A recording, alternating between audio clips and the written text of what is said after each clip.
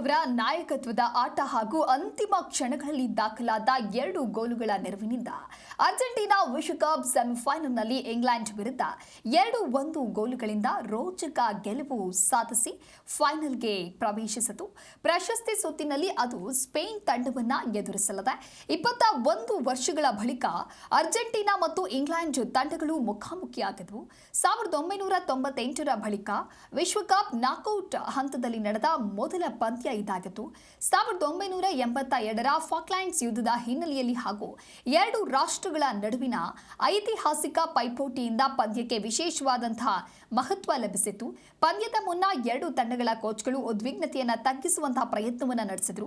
ಇದು ಕೇವಲ ಫುಟ್ಬಾಲ್ ಪಂದ್ಯ ಅಂತ ಹೇಳಿ ಅರ್ಜೆಂಟೀನಾ ಕೋಚ್ ಲಿಯೋನೆಲ್ ಸ್ಕಾಲೋನಿ ಹೇಳಿದ್ರೆ, ಭಾವನಾತ್ಮಕವಾಗಿ ಹೆಚ್ಚು ತೊಡಗಿಸಿಕೊಂಡ್ರೆ ಅದು ಸಹಾಯ ಮಾಡುವುದಿಲ್ಲ ಅಂತ ಇಂಗ್ಲೆಂಡ್ ಕೋಚ್ ಥಾಮಸ್ ಟುಚೆಲ್ ಪ್ರತಿಕ್ರಿಯಿಸಿದ್ರು.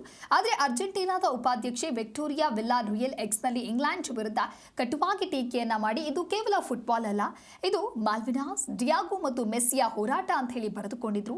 ಅಟ್ಲಾಂಟಾ ಕ್ರೀಡಾಂಗಣದಲ್ಲಿ ಪಂದ್ಯಕ್ಕೂ ಮುನ್ನ ಬಿಗಿ ಭದ್ರತೆ ಏರ್ಪಡಿಸಲಾಗಿತ್ತು. 2 ತಂಡಗಳ ಅಭಿಮಾನಿಗಳು ಹೆಚ್ಚಿನ ಸಂಖ್ಯೆಯಲ್ಲಿ ಸೇರಿದ್ದು ಅರ್ಜೆಂಟೀನಾ ಬೆಂಬಲಿಗರು ನಿರಂತರ ಘೋಷಣೆಗಳನ್ನ ಕೂಗಿ ವಾತಾವರಣವನ್ನ ಕಾವೇರಿಸಿದ್ರು. ಪಂದ್ಯ ಆರಂಭದಿಂದಲೇ 2 ತಂಡಗಳ ನಡುವೆ ತೀವ್ರ ದೈಹಿಕ ಪೈಪೋಟಿ ನಡೆಯಿತು. ಕಠಿಣ ಟ್ಯಾಕಲ್ಗಳು ಮತ್ತು ಫೌಲ್ಗಳಿಂದ ಮೊದಲಾರ್ಧ ಗೋಲು ರಹಿತವಾಗಿ ಅಂತ್ಯಗೊಳ್ಳಿತು.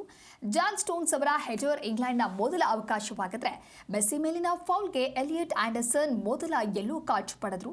ಮೆಸ್ಸಿಯ ಪಾಸ್ನಿಂದ ಸಿಕ್ಕ ಅವಕಾಶದಲ್ಲಿ ಎಜೋ ಫರ್ನಾಂಡಿಸ್ ಅವರ ಬಲಿಷ್ಠ ಹೊಡೆತ ಕ್ರಾಸ್ ಬಾರ್ ಮೇಲಿಂದ ಹೊರಹೋಗಿ ಅರ್ಜೆಂಟೀನಾ ಮುನ್ನಡೆಯನ್ನು ಸಾಧಿಸುವಂತ ಅವಕಾಶವನ್ನು ತಪ್ಪಿಸಿಕೊಳ್ಳಿತು. ದ್ವಿತೀಯಾರ್ಧ ಆರಂಭದಲ್ಲೇ ಜೂಲಿಯನ್ ಅಲ್ವಾರೆಸ್ ಸತತ 2 ಪ್ರಯತ್ನಗಳಿಂದ ಇಂಗ್ಲೆಂಡ್ ಗೋಲ್ ಕೀಪರ್ ಜೋರ್ಡನ್ ಪಿಕ್ಫೋರ್ಡ್ ಅವರನ್ನ ಪರೀಕ್ಷಿಸಿದ್ರು. ಆದರೆ 55ನೇ ನಿಮಿಷದಲ್ಲಿ ಪಂದ್ಯಕ್ಕೆ ತಿರುವು ಸಿಗತ್ತೆ. ಮಾರ್ಗನ್ ರೋಜರ್ಸ್ ನೀಡಿದ ನಿಖರ ಕ್ರಾಸ್ ಅನ್ನ ಆಂಥೋನಿ ಗಾರ್ಡನ್ ಗೋಲಾಗಿ ಪರಿವರ್ತಿಸಿ ಇಂಗ್ಲೆಂಡ್ 1-0 ಮುನ್ನಡೆಯನ್ನ ತಂದುಕೊಟ್ರು.